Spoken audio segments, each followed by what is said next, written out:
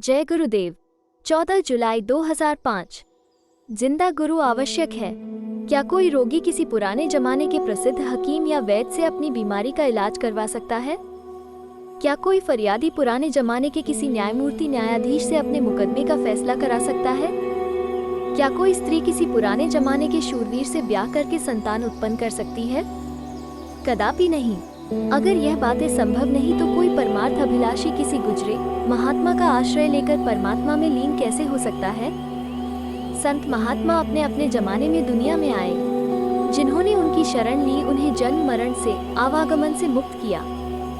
समय पूरा होने पर सांसारिक शरीर को त्याग दिया और परमात्मा में समा गए, परंतु संसार छोड़ने से पहले अपना आध्यात्मिक काम दूसरे महात्मा को सौंप गए।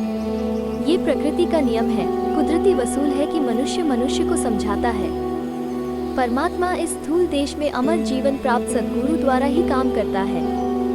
कुछ लोगों का ख्याल है कि पिछले महात्मा अब भी आध्यात्मिक मंडलों में विद्यमान हैं और हमारी सहायता कर सकते हैं। यदि किसी पिछले महात्मा को आध्यात्मिक काम करना भी हो तो वो प्रकृति नियम का पालन करते हुए, जिसके अनुसार मनुष्य को केवल मनुष्य ही समझा सकता है, किसी जीवित महापुरुष द्वारा ही करेगा।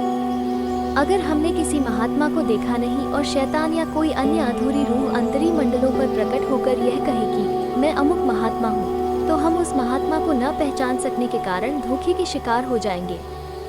अगर पिछले महात्मा हमारे पथ प्रदर्शक हो सकते हैं और समय के गुरु की आवश्यकता नहीं, ऐसी हालत में सवाल ये पैदा होता है कि पुराने जमाने में गुरु की जरूरत क्यों थी?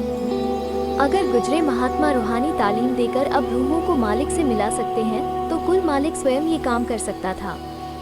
अगर जिंदा महात्मा की जरूरत किसी जमाने में थी तो वो इस बात का प्रमाण है कि जिंदा गुरु भी जरूरत है और हमेशा रहेगी। परम संत बाबा जय गुरुदेव जी महाराज।